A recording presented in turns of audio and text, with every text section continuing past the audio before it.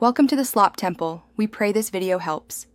You need the basics ready: paired headset, charged battery, and Bgmi closed.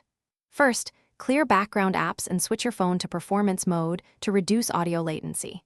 Then open Bluetooth settings and forget/repair the headset to force a fresh connection. Once done, restart Bgmi so the game initializes audio drivers cleanly. This sequence ensures the system prioritizes the Bluetooth audio path and prevents slow reconnections, which are often the root cause of delay. Now you'll tune settings that actually change latency. In Bgmi, choose any low-latency audio preset or switch to stereo mode. This reduces processing overhead. Then on your phone, force a simpler Bluetooth codec such as SBC or AAC. Complex codecs can introduce delay. Make sure system sound effects, equalizers, and 3D audio are disabled so the device doesn't add processing time. After making these changes, test in a match to feel the improvement before proceeding to final. Finish by using developer options.